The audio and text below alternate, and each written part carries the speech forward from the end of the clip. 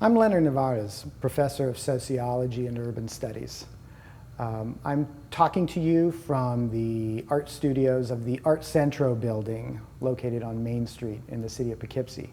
Behind me, you may be able to see the built environment that's pretty typical of the city. Old 19th century factory buildings, in this case slated for redevelopment, and the Fallkill River, which runs through the city to the river.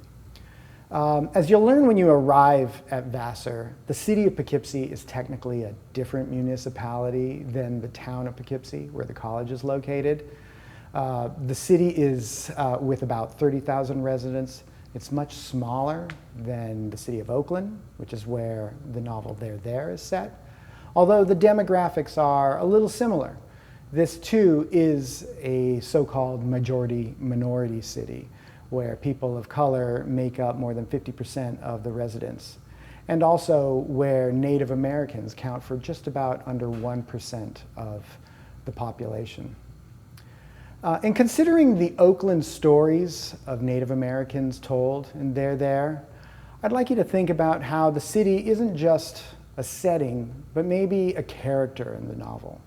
Cities provide a context, a particular social structure, a place where humans have some venerable social experiences, a force for social and economic change.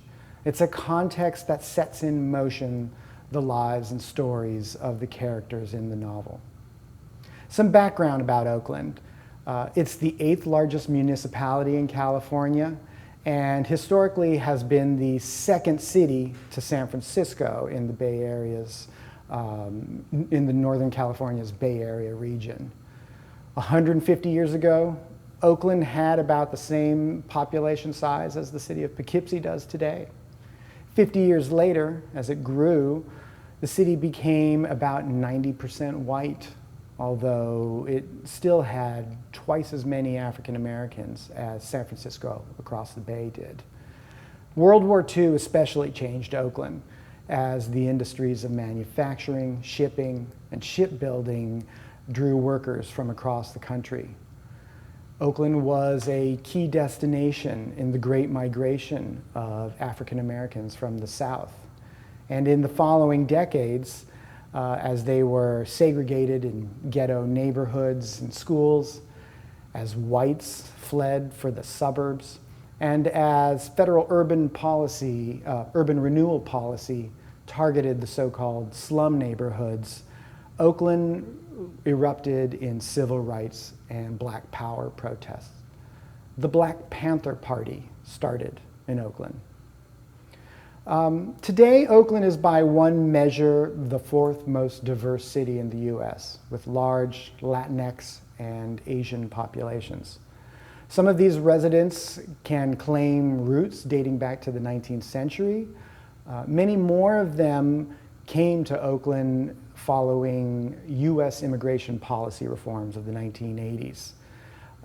That immigration staunched Oakland's post-World War II population decline, although recently many African Americans have left the city, which is located in one of the country's most expensive regions to live in pursuit of greater affordability and opportunity. In the new century, Oakland has more people than ever, about 425,000 at last count.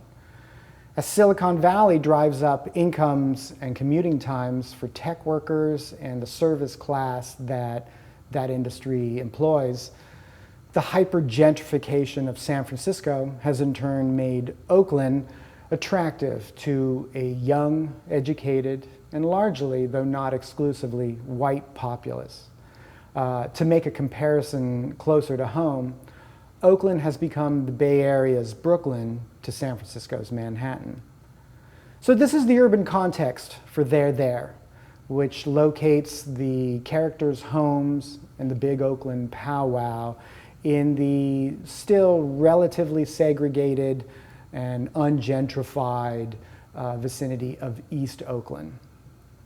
Some questions for you to consider as you read this novel. How does this book ask us to rethink the urban experiences of urban migration, relocation, and displacement? How does author Tommy Orange maybe redefine those experiences for a Native American perspective? And how do his characters express and understand those experiences? How do they live them in the city of Oakland today?